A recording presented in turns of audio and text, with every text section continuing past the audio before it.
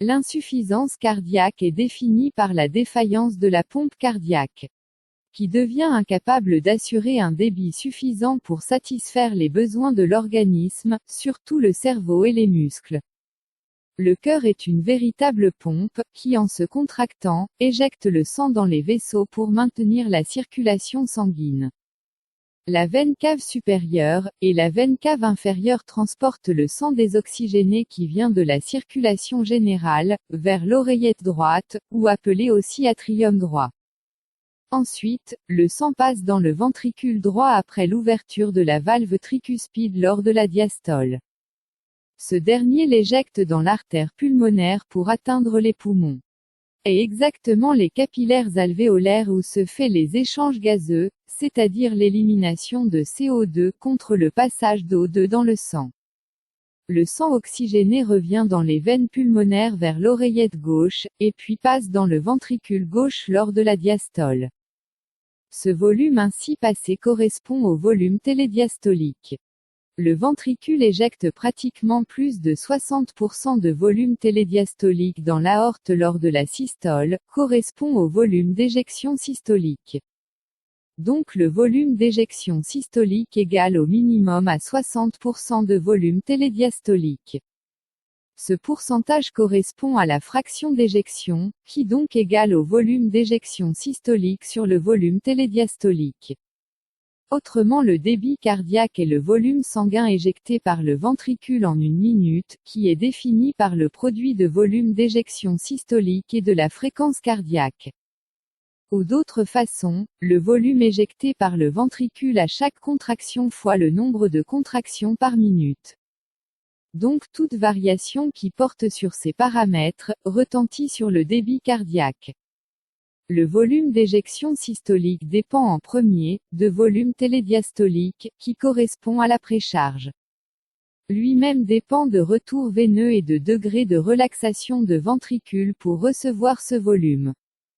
En deuxième, dépend de la capacité de myocarde à se contracter pour éjecter le sang reçu vers les vaisseaux, en parlant donc de la contractilité. Et en dernier dépend des obstacles retrouvés face à cette éjection, représentés surtout par la pression artérielle, et qui correspond à la postcharge. Pour la fréquence cardiaque, elle est sous la dépendance de système nerveux autonome, qui prend naissance du tronc cérébral. Représenté par le nerf sympathique, qui accélère le rythme cardiaque, et le nerf parasympathique qui le ralentit, tout ça en agissant sur le nœud sinusal. En gros la baisse de débit cardiaque est due à toute pathologie induit une altération de la fréquence cardiaque, qu'elle se soit ralentie et donc la bradycardie, ou bien accélérée et donc la tachycardie. Car cette dernière se fait aux dépens de la diastole, le temps de la vascularisation du cœur par les coronaires, donc elle peut exposer au risque d'ischémie cardiaque, et donc baisse de la contractilité qui diminue le volume d'éjection systolique.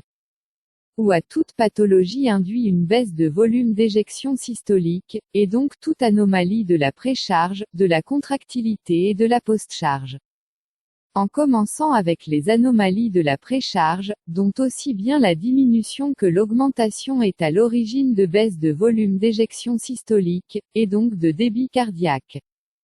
La diminution de la précharge, qui signifie une diminution de volume télédiastolique, est due soit à un retour veineux insuffisant dû à une hypovolémie, secondaire à une hémorragie, ou à une déshydratation. Ou bien à un défaut de relaxation des parois des ventricules. Dû soit à une anomalie de myocarde représentée par la cardiomyopathie restrictive, généralement secondaire aux maladies de surcharge, par dépôt des métabolites dans les cardiomyocytes. Comme l'amylose, l'hémochromatose et la mucopolysaccharidose, rendant la paroi cardiaque rigide. Soit à une anomalie de péricarde représentée par la péricardite constrictive qui va serrer le cœur, gênant ainsi le remplissage. Donc l'hypovolémie, la cardiomyopathie restrictive et la péricardite constrictive, induisent une baisse de volume télédiastolique, et donc une baisse de volume d'éjection systolique. Puisque la diminution est parallèle, le rapport entre VES et VTD est constant, donc la fraction d'éjection est préservée. L'augmentation de la précharge est due aux valvulopathies type insuffisance comme l'insuffisance mitrale, et insuffisance aortique pour le cœur gauche. Dans l'insuffisance mitrale, lors de la contraction de ventricule, le sang normalement éjecté dans l'aorte à travers la valve aortique, passe dans l'oreillette gauche car la valve mitrale est restée ouverte. Ce qui augmente la quantité du sang dans l'oreillette, et donc le remplissage de ventricule se fait avec un volume important du sang, c'est-à-dire un volume télédiastolique important, et c'est pour cette raison en parlant de surcharge de volume. Le ventricule s'adapte à cette surcharge de volume en se dilatant pour augmenter sa contraction, répond à la loi de Frank-Starling. Et la simple application de cette loi se fait sur un élastique, plus qu'on l'étire plus la force avec laquelle il revient à sa forme initiale augmente. Mais cette dilatation au long cours va dans le sens négatif et entraîne une baisse de la contractilité, et c'est là où apparaissent les signes d'insuffisance cardiaque. Donc le ventricule se contracte mal pour éjecter le sang, ce qui est à l'origine d'une baisse de volume d'éjection systolique. Et donc le rapport entre VES bas sur VTD élevé, donne une fraction d'éjection basse. On note également une augmentation de la précharge chez le nouveau-né, qui présente une cardiopathie congénitale, représentée par les trois principales. La communication interventriculaire, la communication interatriale, et la persistance de canal artériel. Ces trois pathologies induisent le passage du sang du cœur gauche vers le cœur droit sous effet de pression. Il va y avoir par conséquence une surcharge de volume dans le cœur droit, qui va se dilater à l'origine d'une insuffisance cardiaque droite. L'anomalie de la postcharge représentée principalement par l'augmentation de cette dernière. L'augmentation de la postcharge est définie par tous les obstacles à l'éjection du sang qui peut être de plus près ou plus loin, un rétrécissement aortique, une hypertension artérielle, et chez l'enfant, une coarctation de l'aorte. Pour le cœur droit c'est surtout le rétrécissement pulmonaire, et l'hypertension artérielle pulmonaire ou HTAP. La contraction de ventricule face à ces obstacles est à l'origine d'une augmentation de la pression dans la lumière ventriculaire, c'est pour cette raison en parlant de la surcharge de pression. Donc le cœur essaye de vaincre ces obstacles par l'hypertrophie ventriculaire, pour augmenter sa capacité contractile. Et par conséquence, il va y avoir lors de remplissage un défaut de relaxation de ventricule. Et donc le volume télédiastolique est diminué, à l'origine d'une diminution de volume d'éjection systolique. Donc le rapport entre VES et VTD est constant car les deux sont diminués parallèlement, ce qui fait que la fraction d'éjection est préservée. Dernièrement, c'est l'anomalie de la contractilité. L'anomalie de la contractilité définie par la diminution de la force de contraction du myocarde. Elle est surtout secondaire à une ischémie myocardique, mais aussi à une myocardite. Dans ce cas le remplissage se fait normalement, mais la contraction est impuissante, à l'origine d'un abaissement de volume d'éjection systolique. Ce qui fait que le rapport entre VES bas et VTD normal donne une fraction d'éjection basse. En gros vous avez remarqué que la fraction d'éjection est basse en cas d'altération de la contractilité, ou en cas d'augmentation de la précharge. Cela définit une insuffisance cardiaque à fraction d'éjection basse, anciennement appelée de type systolique, et qui est due à une altération de la contractilité myocardique, soit directement, c'est le cas de l'ischémie myocardique ou myocardite, soit secondaire à une augmentation de la précharge, et c'est le cas de l'insuffisance mitrale et aortique. Autrement la fraction d'éjection est préservée en cas de diminution de la précharge, ou en cas d'augmentation de la postcharge. Cela définit une insuffisance cardiaque à fraction d'éjection préservée, due à une altération de la relaxation diastolique des ventricules, anciennement de type diastolique, qui est due soit à une diminution de la précharge, c'est le cas de cardiomyopathie restrictive, ou la péricardite constrictive. soit à une augmentation de la post-charge, et c'est le cas de l'hypertension artérielle, rétrécissement aortique ou coarctation de l'aorte.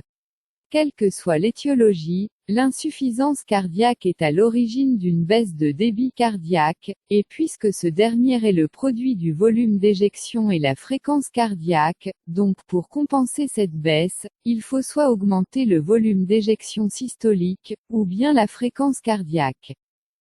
Cette baisse de débit cardiaque entraîne une diminution de la pression artérielle, qui sera détectée en premier par la crosse aortique, mais surtout par une entité importante retrouvée dans l'artère carotide interne, représentée par le sinus carotidien.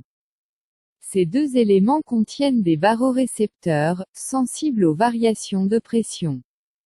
Ils vont envoyer l'information au tronc cérébral par le biais des fibres afférentes.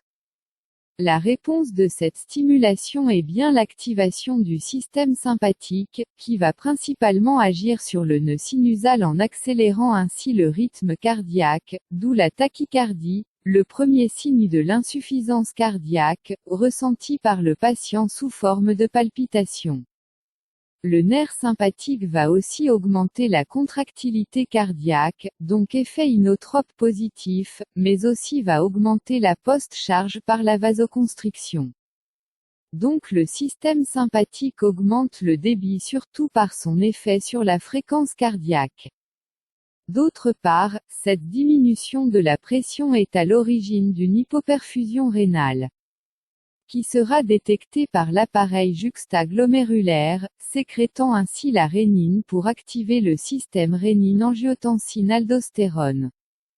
L'angiotensine 2 induit une vasoconstriction des vaisseaux périphériques, principalement l'artère rénale majorant ainsi l'hypoperfusion, et les vaisseaux cutanés entraînent un refroidissement des extrémités.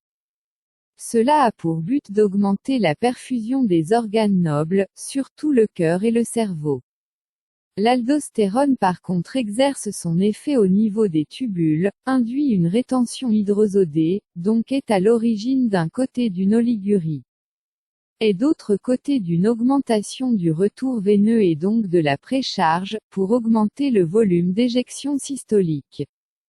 En gros, l'activation de systèmes neurohormonal représentés par le système sympathique et le système rénine-angiotensine-aldostérone est une réponse à la baisse de débit cardiaque, dont le but c'est d'élever ce débit, mais le problème c'est que cette augmentation se fait en augmentant le travail du cœur qui est déjà défaillant, donc ces deux systèmes ne vont qu'aggraver l'insuffisance, et du coup, ils sont très toxiques pour le cœur. La deuxième conséquence de l'insuffisance cardiaque, est la stagnation du sang dans les cavités cardiaques, à l'origine de leur dilatation.